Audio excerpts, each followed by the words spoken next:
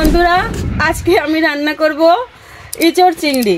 তো দেখা যাক, আমাদের বাড়ির গাছে অনেক কাঁঠাল আছে।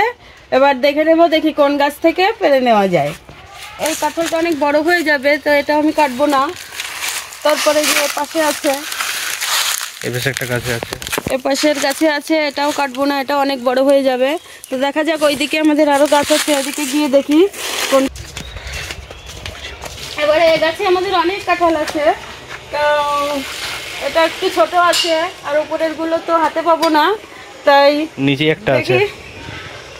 নিচের কাঁঠাল কেমন, এটা বেশি ভালো না। তো এই কাঁঠালটাই পোকা লেগে গেছে, এটাই কেটে দেখাচ্ছি, এটাই কেটে নিচ্ছি, দেখি কতটা ভালো হয়।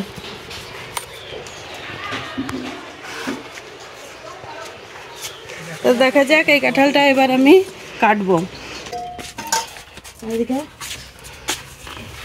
এবার কাঁঠালটা আমি এই কলের চাতালে বসে কাটবো। কাঁঠালে প্রচুর আঠা থাকে, তো এটা বটিতে জড়িয়ে যায়, হাতে লেগে যায়। তো এই কাঁঠাল কাটার একটা সিস্টেম আছে। প্রথমে এটাকে ফালি করব।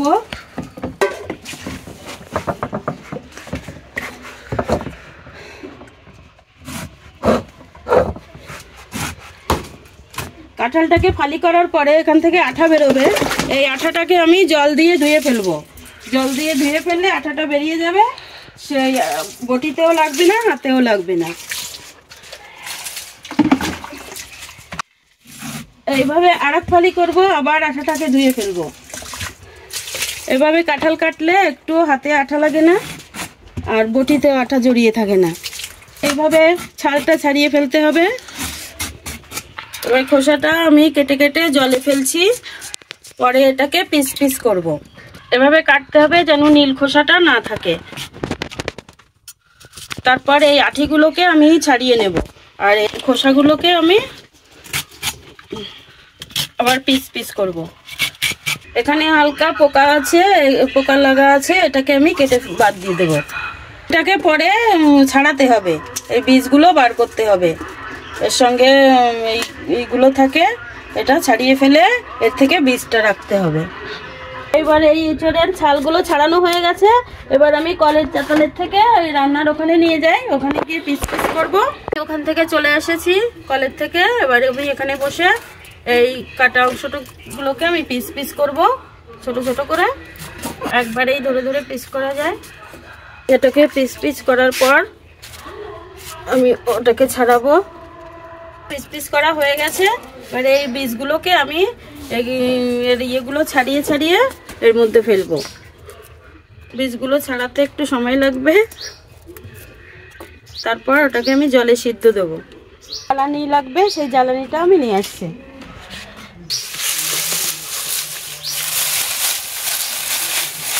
এইগুলো হচ্ছে সর্ষে গাছের গোড়া, তো এইগুলো দিয়েই আমি জ্বালানি হিসাবে ব্যবহার করব। করার জন্য কড়াইতে জল দিলাম। এবার জল দিয়ে আমি এটাকে বসিয়ে দিচ্ছি।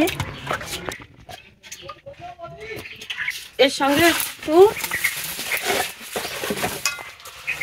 একটু হলুদ দিয়ে জল দিলে এটা সিদ্ধ করলে এটা কালো হবে না। আর একটু নুনও দিয়ে দিচ্ছি।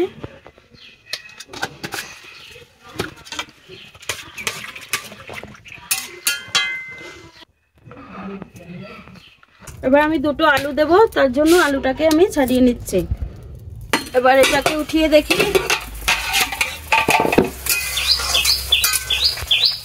এটাকে সবে ফুটে উঠেছে। এবার এর মধ্যে এই বীজগুলোকে দিয়ে দেব। বীজগুলো একটু সিদ্ধ হয়ে গেলে এরপর নামিয়ে নেব।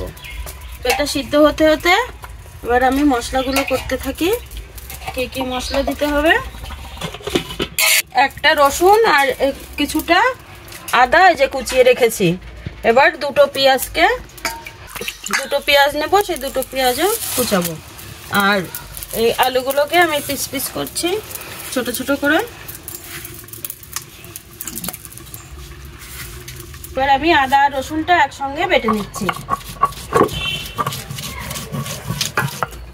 এই চিংড়িটাতে রান্না হবে, এটা হচ্ছে গলদা চিংড়ি। আদা রসুনটা বাটা হয়ে গেছে, এবার কিছুটা জিরে বাটবো। ছোট 2 চামচ মতো, আর কিছু কাঁচা পাকা লঙ্কা। এবার এঁচোড়টা সিদ্ধ হয়ে গেছে, এটাকে আমি নামিয়ে ফেলবো একটা সাজির উপরে।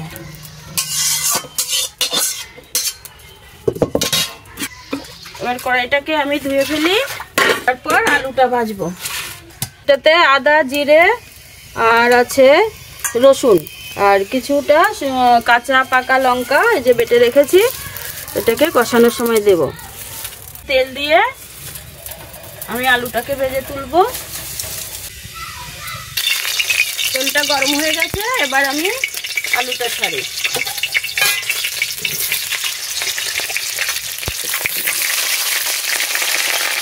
এবার আলুটা ভাজা হয়ে গেছে, আলুটাকে আমি তুলবো। চিংড়ি মাছটা ভেজে নেব। নুন হলুদ দিয়ে একটু নাড়িয়ে চাড়িয়ে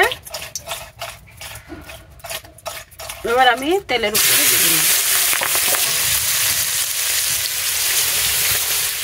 একটু নেড়ে চেড়ে ভালো করে ভেজে নিতে হবে। খুব বেশি পোড়া পোড়া করে ভাজার দরকার নেই। এবার আমি তুলে নিলাম। এই তেলের উপরেই আর একটু তেল দিয়ে জিরে ফোড়ন, তেজপাতা আর 2 এলাচ, লবঙ্গ আর একটু জিরে দিয়ে এবার এর উপরে পেঁয়াজটাকে দিয়ে দিলাম। টমেটো কুচিয়ে রেখেছিলাম,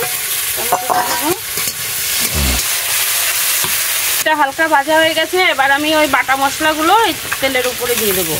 মশলাটা একটু কষিয়ে নিতে হবে। জল দিয়ে দিই। মশলাটা কষানো হচ্ছে, মশলা থেকে তেল ছাড়লেই আমি ওই ইঁচড়টা দিয়ে দেবো, সিদ্ধ ইঁচড়টা। ইঁচড়টার মধ্যে এবার আমি এই আলু ভাজাটা আর চিংড়ি মাছ ভাজাটা একসঙ্গে দিয়ে এর সঙ্গে কষিয়ে নেব। এটা কষানো হচ্ছে, ভাজা ভাজা হয়ে গেছে। এবার আমি জল দিয়ে দেবো।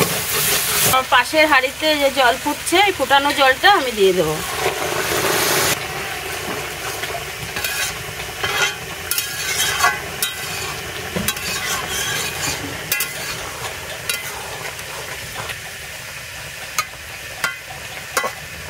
এবার ঢাকনাটা তুলে দেখা যাক গলে গেছে কিনা। হ্যাঁ, গলে গেছে। এবার আমি এতে শিলে বেটে রাখা একটু গরম মশলা দিয়ে দিচ্ছি। সুন্দর গলে গেছে।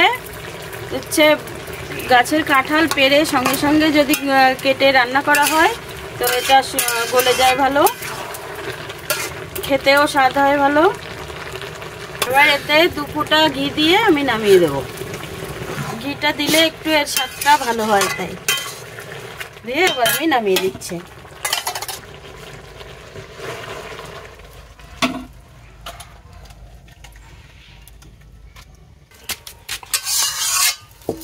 এটা রান্না কমপ্লিট হয়ে গেছে। আজকের ইঁচড় রান্না এখানেই শেষ। আর আগামী দিন আবার একটা নতুন রেসিপি নিয়ে আসবো।